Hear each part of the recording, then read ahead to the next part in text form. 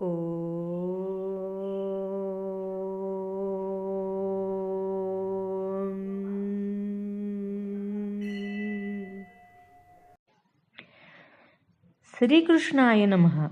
नमस्कार. माझ्या think rich and positive चॅनलमध्ये तुम्हा सर्वांचे मनापासून खूप खूप स्वागत आहे. तुम्ही सर्वांनी माझ्याकडून संपूर्ण भगवद्गीता जशी आहे तशी श्रवण केलीत. भगवद्गीता हजारो वर्षांपूर्वी सांगितली गेली, पण आजही तितकीच खरी आणि तितकीच जिवंत आहे. भगवद्गीता म्हणजे केवळ धार्मिक ग्रंथ नाही, तर मानव जीवनाचे शाश्वत सत्य आहे. शाश्वत सत्य सांगणारा मार्गदर्शक आहे. कुरुक्षेत्राच्या रणांगणावर जेव्हा अर्जुनाचे मन विचलित झाले, कर्तव्य भावना, भीती आणि मोह यांच्यात तो अडकला, तेव्हा भगवान श्रीकृष्णांनी दिलेला उपदेश म्हणजेच भगवद्गीता ही केवळ युद्धाची गोष्ट नाही, तर आपल्या प्रत्येकाच्या अंतर्मनातील संघर्षाची कथा आहे. भगवद्गीता शाश्वत का आहे? भगवद्गीता शाश्वत आहे कारण ती काल, देश, धर्म आणि परिस्थिती यांपलीकडे बोलते. गीता आपल्याला सांगते, तू कोण आहेस, तू काय करतोस किंवा करतेस आणि तू कसे करायला पाहिजे. भगवद्गीता सांगते, कर्म कर, पण फळाची आसक्ती ठेवू नकोस.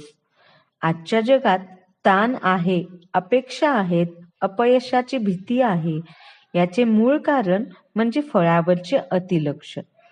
गीता शिकवते, कर्तव्यावर लक्ष ठेवा, परिणाम आपोआप बदलतात.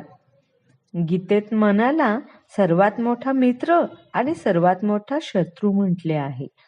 आज जेव्हा मन अस्थिर आहे, विचार थांबत नाहीत, शांतता हरवली आहे, तेव्हा गीतेचा संदेश आजही तितकाच लागू होतो.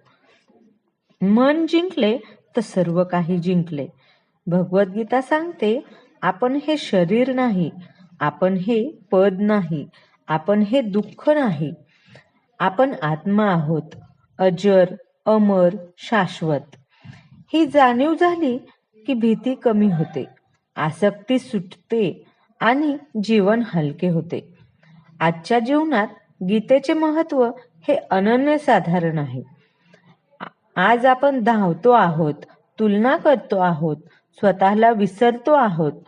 अशा वेळी भगवद्गीता आपल्याला आठवण करून देते, स्वतःला जोडलं राहणं म्हणजेच खरं यश.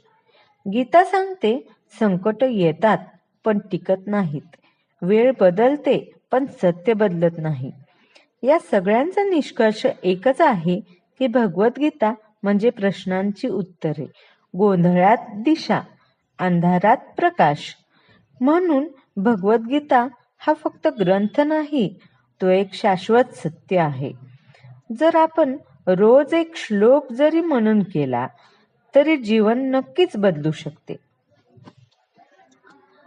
जर तुम्हाला असे आध्यात्मिक, शांत करणारे आणि जीवनाला दिशा देणारे विचार आवडत असतील तर हा व्हिडिओ लाईक करा, चॅनलला सबस्क्राईब करा आणि भगवद्गीतेचा संदेश पुढे पोहोचवा.